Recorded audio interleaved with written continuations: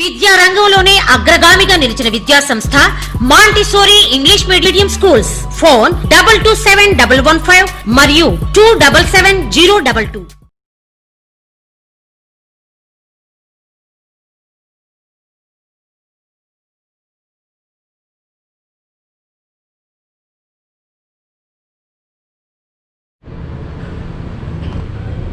Hello and welcome to 9th video. In this video we are going to learn about boiling.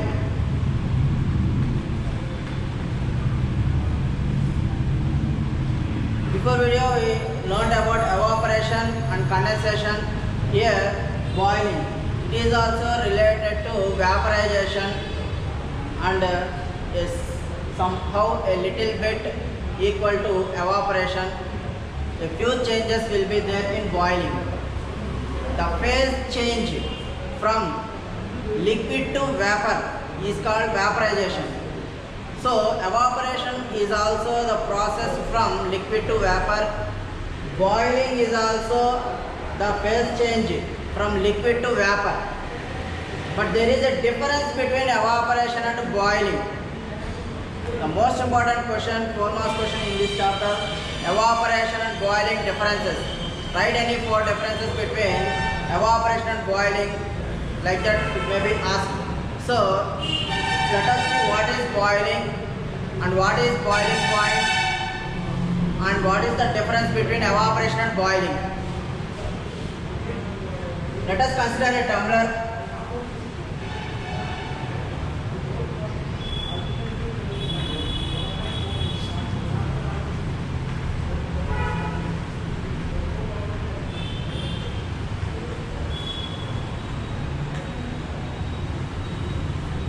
Let us fill with water. 1/3 of it is filled with water. Now give heat energy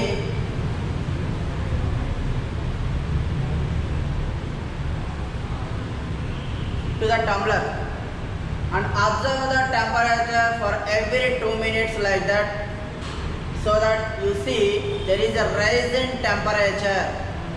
For every 2 minutes there is a rise in temperature. So as before we know that the water is considering of molecules. Let us see what happens.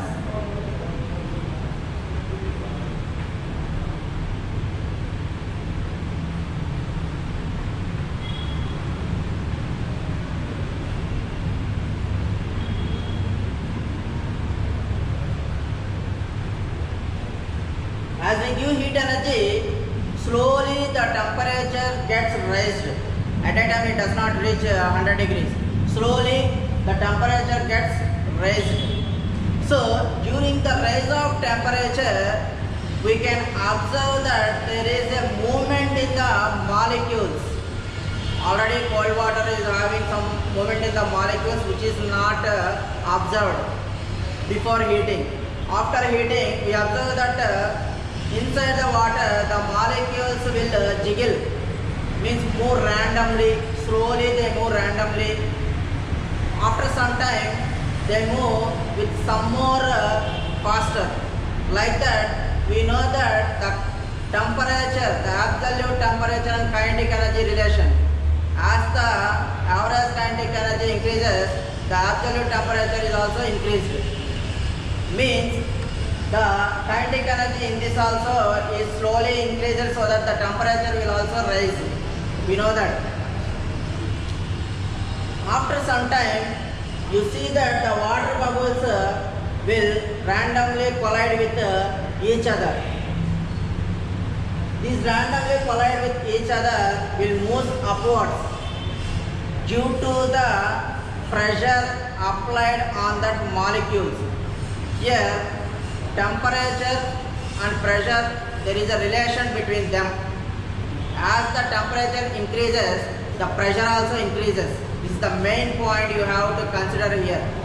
In any class, you have to observe that as the temperature increases, pressure increases. If the temperature decreases, pressure also decreases. Here, as the temperature is increasing, the pressure inside the molecules, water molecules also increases.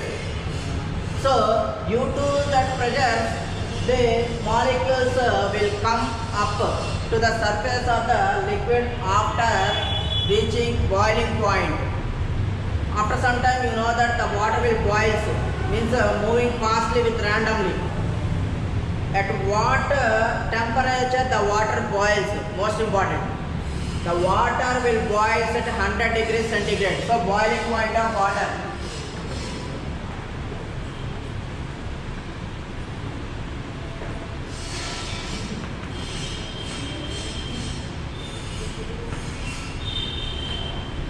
Degrees centigrade or 373 kelvins. In kelvins we have to add 273 plus 100, so that we get 373 kelvin. So water boils at 100 degrees.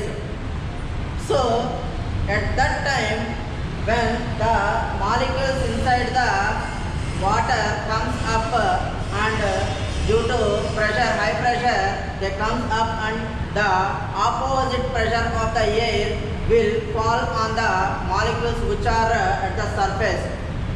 So that what happens, the pressurized molecules which are at the surface of the liquid will blast. You see that after the boiling of water, the water bubbles on the surface of the liquid will blast, so that during that blast, the water droplets will change into vapor at the time of the blast. So the blasting of water molecules is converted into vapor, so that they will go into the surrounding atmosphere. So here what happens, where the vaporization takes place? In evaporation, we say that the evaporation is a process done at any temperature. Here no temperature is fixed. At any temperature evaporation is done. That is also liquid to vapor. Here also liquid to vapor. But here the vaporization takes place at a fixed point, that is called boiling point. At this point, the water droplets are converted into vapor. That point is called boiling point, and the boiling point of water is 100 degrees centigrade, nothing but 373 kelvins. So after reaching 100 degrees centigrade, if you give heat energy continuously, what happens? You know that we use laboratory thermometer, and we know that the temperature reaches 100 degrees centigrade. After heating 100 degrees centigrade, if you give more amount of heat energy to that 100 degrees centigrade water, you observe that there is no change in the thermometer reading.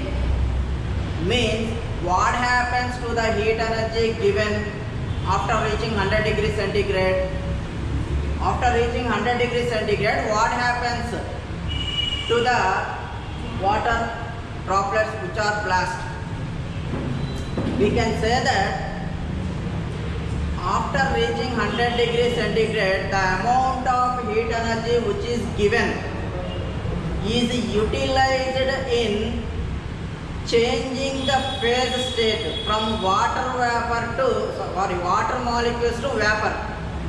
The amount of heat energy which is given is used only to change the phase state, that is liquid to vapor, but not used for increasing the temperature. So this heat energy is called latent heat, which is utilized for only changing liquid to vapor at 100 degrees centigrade, but not used for increasing the temperature. That heat energy is called latent heat, for which vaporization. Here what is doing?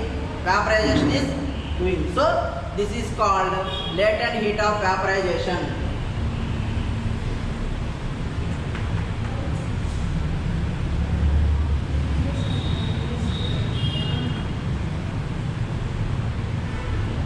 So let us see the definition of latent heat of vaporization. It is nothing but the amount of heat energy required to change a substance from liquid state to vapor state at a constant temperature. So here you observe that at 100 degrees centigrade only the liquid changes to vapor. That means at constant temperature, if the liquid changes to vapor, then the amount of heat energy utilized in that time, during that time, is called latent heat of vaporization. So the unit of latent heat of vaporization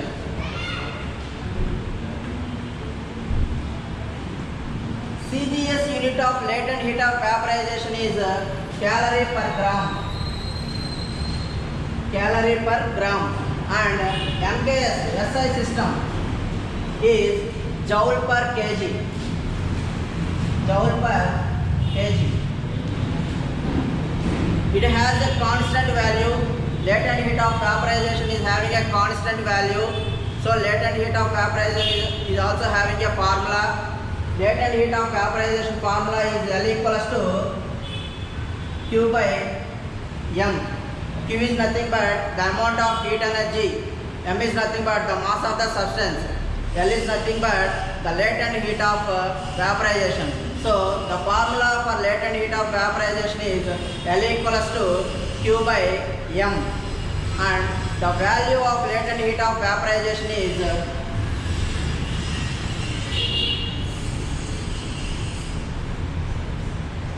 540 calorie per gram. The value of latent heat of vaporization is 540 calorie per gram.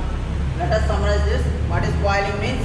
Is nothing but a phase change from liquid to vapor. Here boiling and evaporation has some differences. Evaporation can be done at any temperature, and evaporation is a surface phenomenon. But boiling is done at a fixed temperature, that is called 100 degrees centigrade. The boiling point of water is nothing but 100 degrees centigrade. Here for boiling, whole part of the substance must be heated. So after whole part of the substance is heated, then the boiling occurs. So this is the difference between evaporation and boiling. What is latent heat of vaporization? After reaching 100 degrees centigrade, the amount of heat energy which is utilized to convert liquid to vapor, but not utilized for increasing the temperature. Here 100 degrees will be 100 degrees only, but there is no change in temperature, but there is a change in phase from liquid to vapor. This energy is called latent heat of vaporization, and the unit is CGS calorie per gram, SI is joule per kg, and the value is 540 calorie per gram, and the formula is L equals to Q by M. From this, my first question is what is boiling and what is boiling point of water? What is boiling and what is boiling point of water? And my second question is what is latent heat of vaporization? Give its units and value. Thank you.